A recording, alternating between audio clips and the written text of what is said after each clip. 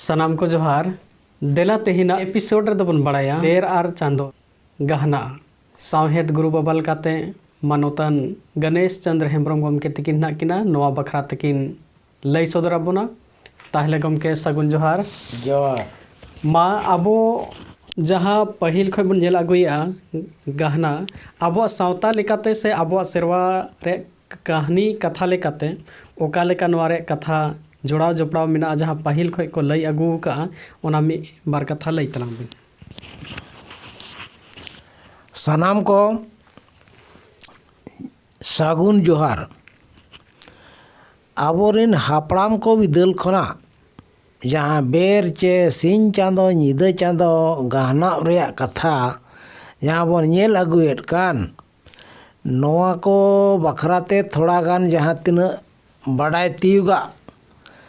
को नहा नौकाኝ लयेत ताबोना आबोरिन अगिल हापड़ाम को दो विज्ञान सला अड़ी तेज सगई तको ताहे कना और उनको दो विज्ञान रेया गुण चेत कना ओना दो अड़ी बेस को बड़ायत ताहेना कथा दो बोंगा को बिरदली रे मिट सौदागर ताहे कना उनी दो अड़ी किसण होड़े ताहे कना बोंगा कोई अदो उनी गे ठेन गे चास जोंग रेया और जम असुलो रेया हुड़ू को इते दो ताहे कना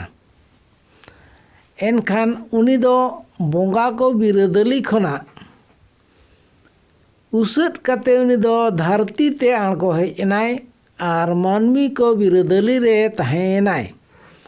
तायम उनी सौदागर गे उसब सौदागर गे नोआ धरती रे हुड़ुई चास ताहाजा एनखान आबोई मारांग देवा आर चांदो सिंह चांदो नीदे चांदो को गालमराव किया जे मानवी को जम असूलो लगानते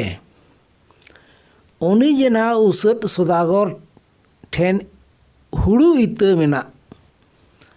ओना दो मानवी को बखराते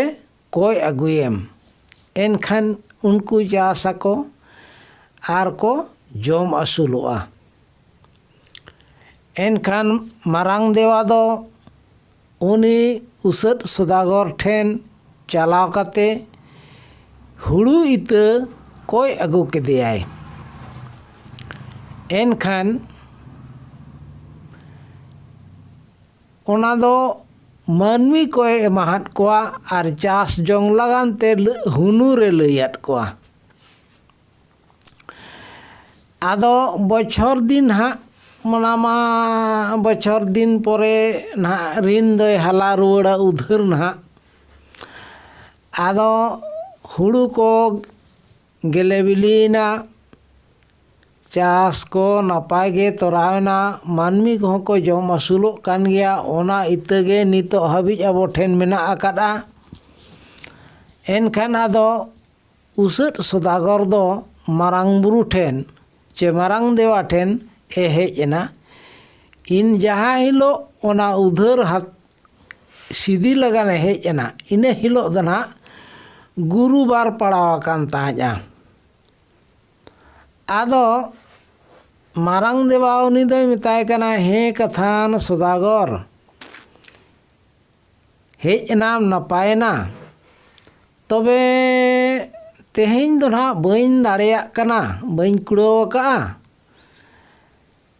हिजु कान गुरुबार हिलो हिजुगो में इने हिलो तेदो पासेन है इन कुड़ावा एनखान सौदागर दो आदै रुवाड़ेना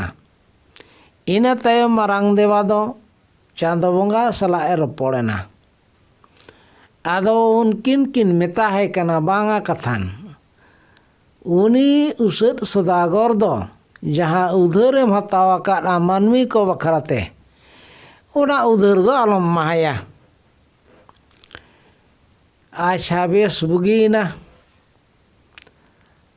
नेडा महा गुरुवार सेटेरना आर उसट सौदागर दो उनी मारांग देवा ठेन हेजना ᱟᱨ ᱚᱱᱟ ᱩᱫᱷᱟᱹᱨ ᱱᱟᱦᱟᱜ ᱮ ᱠᱚᱭᱮ ᱠᱟᱱᱟ᱾ ᱤᱱᱟᱹ ᱦᱤᱞᱳᱜ ᱦᱚᱸ ᱩᱱᱤ ᱢᱟᱨᱟᱝ ᱫᱮᱵᱟ ᱫᱚ ᱠᱟᱛᱷᱟ ᱫᱚ ᱱᱟᱦᱟᱜ ᱮ ᱵᱮᱱᱟᱣ ᱠᱟᱛᱮ ᱞᱟᱹᱭ ᱟᱫᱮᱭᱟᱭ, ᱦᱮᱸ ᱠᱟᱛᱷᱟ ᱞᱟᱹᱭ ᱵᱟᱹᱧ ᱞᱟᱹᱭ ᱞᱮᱫ, ᱛᱚᱵᱮ ᱛᱮᱦᱮᱧ ᱦᱚᱸ ᱵᱟᱹᱧ ᱠᱩᱲᱟᱹᱣ ᱫᱟᱲᱮ ᱠᱟᱣᱫᱟ᱾ ᱟᱪᱪᱷᱟ ᱴᱷᱤᱠ ᱜᱮᱭᱟ, ᱦᱤᱡᱩᱜ ᱠᱟᱱ ᱜᱩᱨᱩᱵᱟᱨ ᱦᱤᱞᱳᱜ ᱫᱚ ᱱᱟᱦᱟᱜ ᱤᱧ ᱠᱩᱲᱟᱹᱣᱟ, ᱤᱱᱟᱹ ᱦᱤᱞᱳᱜ ᱦᱤᱡᱩᱜᱚᱜ ᱢᱮ᱾ ᱦᱮᱸ ᱠᱟᱛᱷᱟᱱ ᱥᱚᱫᱟᱜᱚᱨ ᱨᱩᱣᱟᱹᱲᱮᱱᱟᱭ᱾ ᱟᱨᱦᱚᱸ ᱢᱟᱨᱟᱝ ᱫᱮᱵᱟ ᱫᱚ ᱪᱟᱸᱫᱳ ᱵᱚᱸᱜᱟ ᱴᱷᱮᱱᱮ ᱪᱟᱞᱟᱣᱮᱱᱟ᱾ ᱟᱫᱚ ᱩᱱᱨᱮ ᱩᱱᱠᱤᱱ ᱠᱤᱱ ᱢᱮᱛᱟᱭ ᱠᱟᱱᱟ, ᱦᱮᱸ ᱠᱟᱛᱷᱟᱱ ᱚᱱᱟ ᱩᱫᱷᱟᱹᱨ ᱫᱚ ᱟᱞᱚᱢ ᱮᱢ ᱨᱩᱣᱟᱹᱲᱟᱭᱟ, ᱟᱨ ᱚᱱᱟ ᱩᱫᱷᱟᱹᱨ ᱟᱞᱚᱢ ᱮᱢ ᱨᱩᱣᱟᱹᱲᱟᱭᱟ, ᱡᱩᱫᱤ ᱡᱟᱦᱟᱱᱟᱜ ᱮ ᱢᱮᱱᱟ ᱮᱱᱠᱷᱟן ᱟᱹᱞᱤᱧ ᱴᱷᱮᱱ ᱵᱷᱮᱡᱟᱭᱮᱢ, ᱢᱮᱛᱟᱭ ᱢᱮ ᱤᱧ ᱫᱚ ᱩᱱᱠᱤᱱ ᱠᱤᱱ ᱞᱟᱹᱭ ᱠᱟᱣᱫᱤᱧᱟ, ᱟᱫᱚ ᱚᱱᱟ ᱩᱫᱷᱟᱹᱨ ᱫᱚ ᱱᱟᱦᱟᱜ ᱵᱟᱹᱧ ᱮᱢᱟᱢᱟ᱾ ᱱᱮᱰᱟ ᱢᱟᱦᱟ ᱟᱨᱦᱚᱸ ᱥᱮᱴᱮᱨᱮᱱᱟ᱾ ᱜᱩᱨᱩᱵᱟᱨ ᱫᱤᱱ ᱨᱮᱜᱮ ᱟᱨᱦᱚᱸ ᱥᱚᱫᱟᱜᱚᱨ ᱫᱚᱭ ᱦᱮᱡ ᱮᱱᱟᱭ᱾ ᱟᱫᱚ ᱤᱱᱟᱹ ᱦᱤᱞᱳᱜ ᱫᱚ ᱟᱫᱚ ᱢᱟᱨᱟᱝ ᱫᱮᱵᱟ ᱩᱱᱤ ᱢᱮᱛᱟᱭ ᱠᱟᱱᱟᱭ, ᱦᱮᱸ ᱠᱟᱛᱷᱟᱱ ᱥᱤᱧ ᱪᱟᱸᱫᱳ ᱟᱨ ᱧᱤᱫᱟᱹ ᱪᱟᱸᱫᱳ ᱠᱤᱱ ᱞᱟᱹᱭ ᱠᱟᱣᱫᱤᱧᱟ ᱵᱚᱞᱮ ᱚᱱᱟ ᱩᱫᱷᱟᱹᱨ ᱫᱚ ᱱᱟᱦᱟᱜ ᱤᱧ ᱵᱟᱹᱧ ᱮᱢ ᱨᱩᱣᱟᱹᱲᱟᱢᱟ, ᱪᱮᱫᱟᱜ ᱩᱱᱠᱤᱱ ᱠᱤᱱ ᱢᱟᱱᱟ ᱟᱠᱟᱫᱤᱧᱟ ᱚᱱᱟ ᱠᱷᱟᱹᱛᱤᱨ᱾ ᱟᱫᱚ ᱩᱱᱠᱤᱱ ᱱᱟᱦᱟᱜ ᱠᱤᱱ ᱢᱟᱱᱟ ᱟᱠᱟᱫᱤᱧ ᱠᱷᱟᱹᱛᱤᱨ ᱟᱫᱚ ᱩᱱᱠᱤᱱ ᱴᱷᱮᱱ ᱜᱮ ᱟᱢ ᱫᱚ ᱪᱟᱞᱟᱜ ᱢᱮ ᱟᱨ ᱩᱱᱠᱤᱱ ᱫᱚ ᱱᱟᱦᱟᱜ ᱟᱹᱫᱟᱹᱭ ᱠᱤᱱ ᱢᱮ᱾ ᱩᱥᱟᱹᱫ ᱥᱚᱫᱟᱜᱚᱨ ᱨᱟᱹᱜᱤ ᱠᱟᱛᱮ ᱨᱩᱣᱟᱹᱲᱮᱱᱟᱭ ᱢᱟᱨᱟᱝ ᱫᱮᱵᱟ ᱴᱷᱮᱱ ᱠᱷᱚᱱᱟᱜ᱾ ᱪᱟᱞᱟᱣᱱᱟᱭ ᱟᱡᱤᱡ ᱢᱤᱫᱴᱟᱝ ᱵᱟᱦᱚᱱ ᱠᱟᱹᱨᱤ ᱱᱟᱹᱜᱤᱱ ᱱᱟᱜ ᱫᱚ ᱪᱟᱸᱫᱳ ᱵᱚᱸᱜᱟ ᱴᱷᱮᱱᱮ ᱵᱷᱮᱡᱟ ᱠᱮᱫᱮᱭᱟᱭ᱾ ᱡᱚᱠᱷᱚᱱ ᱜᱮ ᱩᱱᱤ ᱫᱚᱭ ᱥᱮᱴᱮᱨᱮᱱᱟ ᱩᱱᱠᱤᱱ ᱡᱚᱡᱚᱢ ᱞᱟᱜᱟᱱ ᱛᱮ, ᱮᱱᱠᱷᱟᱱ ᱩᱱᱤᱭᱟᱜ ᱦᱚᱴᱚᱜ ᱫᱚ ᱠᱤᱱ ᱢᱟᱜ ᱜᱟᱹᱰᱤᱡ ᱠᱟᱫᱟ᱾ ᱮᱱᱠᱷᱟᱱ ᱩᱱᱤ ᱢᱟ ᱩᱥᱟᱹᱵ ᱥᱚᱫᱟᱜᱚᱨᱤᱡ ᱱᱟᱦᱟᱜ ᱯᱮᱭᱟᱫᱟ ᱪᱟᱞᱟᱣ ᱠᱟᱱᱟ, ᱟᱡᱟᱜ ᱠᱟᱹᱢᱤ ᱢᱟᱭ ᱠᱟᱹᱢᱤ ᱜᱮᱛᱟᱭᱟ᱾ ᱟᱫᱚ ᱩᱱ ᱡᱚᱠᱷᱟᱱ ᱪᱟᱸᱫᱳ ᱫᱚ ᱱᱟᱦᱟᱜ ᱮ ᱩᱫ ᱠᱮᱫ ᱠᱤᱱᱟ᱾ ᱡᱚᱠᱷᱚᱱ ᱜᱮ ᱧᱤᱫᱟᱹ ᱪᱟᱸᱫᱳ ᱩᱫ ᱠᱮᱫᱮᱭᱟᱭ, ᱩᱫ ᱠᱮᱫᱮ ᱠᱷᱟᱱᱮ ᱟᱨ ᱱᱟᱛᱮ ᱢᱟ ᱱᱟᱦᱟᱜ ᱦᱚᱴᱚᱜ ᱢᱟᱭ ᱢᱟᱜ ᱜᱟᱹᱰᱤᱡ ᱟᱠᱟᱫ ᱛᱟᱭ᱾ ᱟᱫᱚ ᱩᱱᱤ ᱫᱚ ᱟᱨᱚ ᱫᱚᱥᱨᱟᱭ ᱩᱰᱩᱠ ᱨᱩᱣᱟᱹᱲᱮᱱᱟ᱾ ᱩᱫ ᱠᱮᱫᱮᱭᱟᱭ ᱟᱨᱦᱚᱸᱭ ᱩᱰᱩᱠ ᱨᱩᱣᱟᱹᱲᱮᱱᱟ᱾ ᱚᱱᱟ ᱤᱫᱤ ᱠᱟᱛᱮ ᱪᱟᱸᱫᱳ ᱜᱟᱦᱱᱟᱜ ᱚᱠᱛᱚ ᱩᱥᱟᱹᱵ ᱥᱚᱫᱟᱜᱚᱨᱤᱡ ᱩᱱᱤ ᱯᱮᱭᱟᱫᱟ ᱡᱟᱦᱟᱸᱭ ᱪᱟᱞᱟᱜᱼᱟᱭ ᱩᱱᱤ ᱫᱚ ᱥᱟᱵᱮᱭᱟ ᱟᱨ ᱡᱚᱢᱮᱭᱟᱭ ᱟᱨ ᱱᱟᱛᱮ ᱫᱚ ᱩᱰᱩᱠ ᱨᱩᱣᱟᱹᱲᱚᱜᱼᱟ,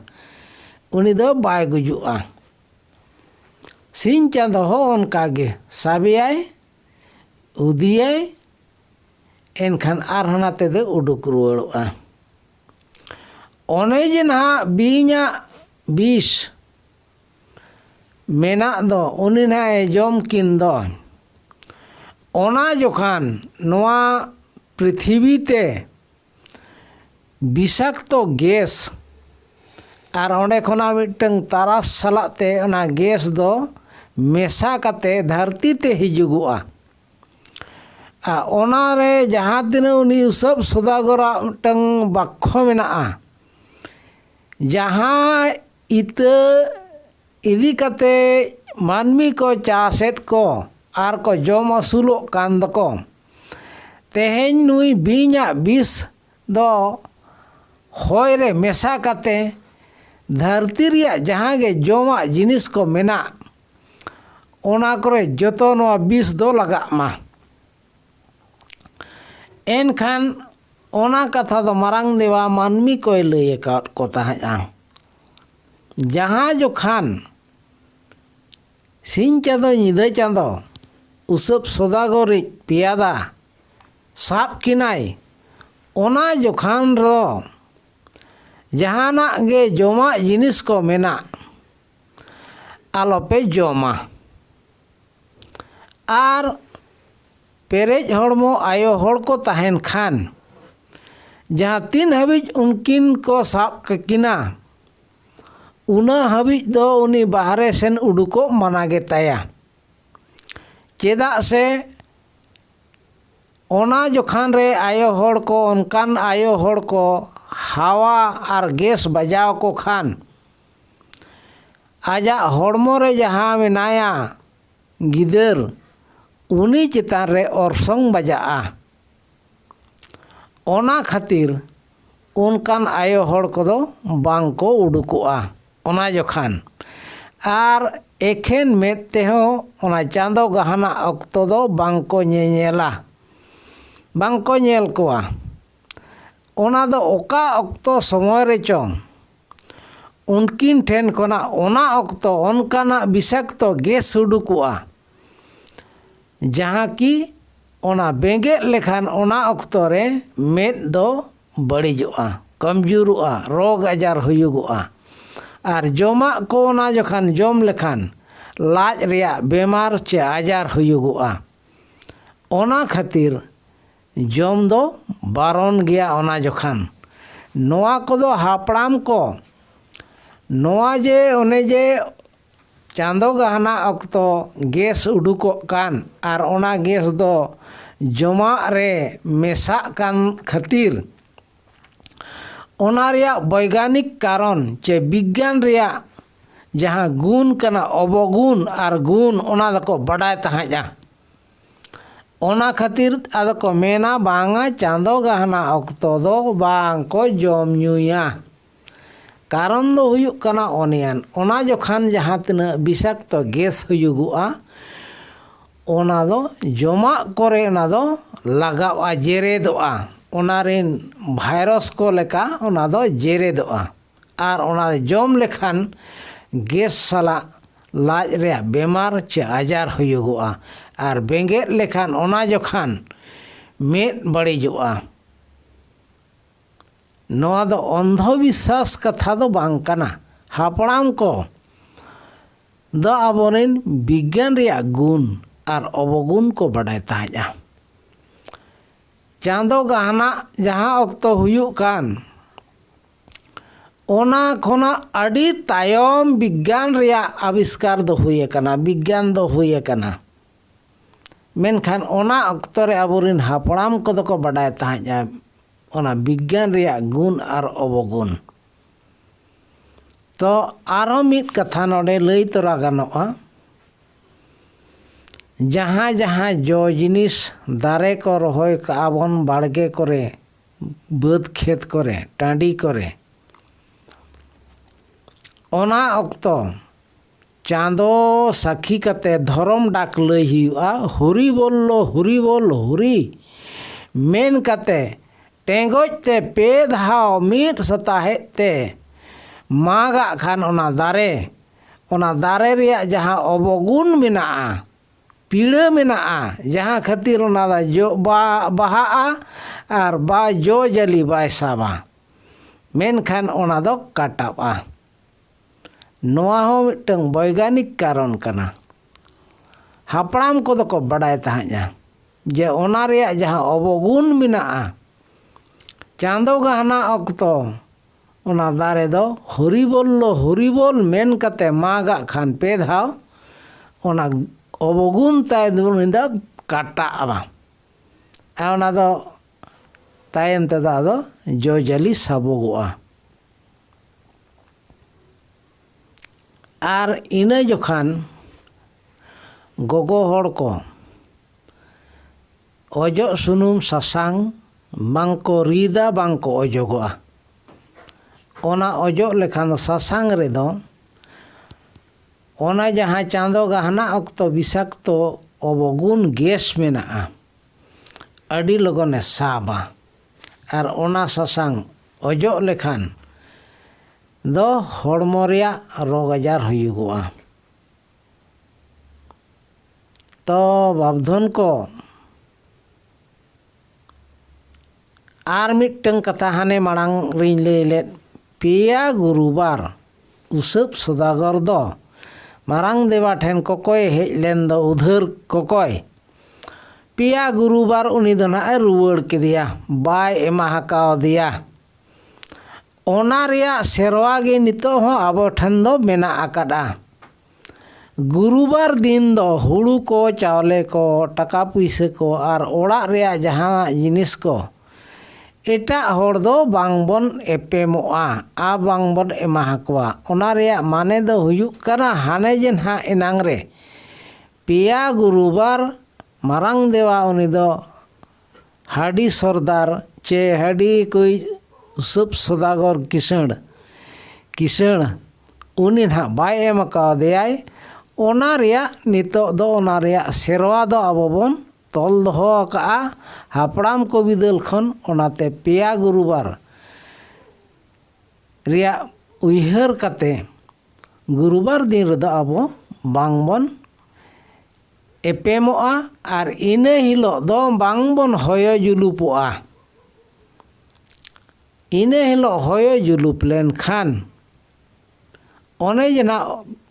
विषाक्त अवगुण जहाँ गैस हुजुगो कान ओना कदो हड़मो करे लगाव दाड़ेया ओना रिया जाते ओना आलो लगाव मा ओना खातिर ते इने हिलो दो बांगबन होयो जुलुपोआ और नोआ कामी जहाँ अक्तो खना घटना घटाप कना ओना खना अड़ी तायम नोआ विज्ञान दो हुए कना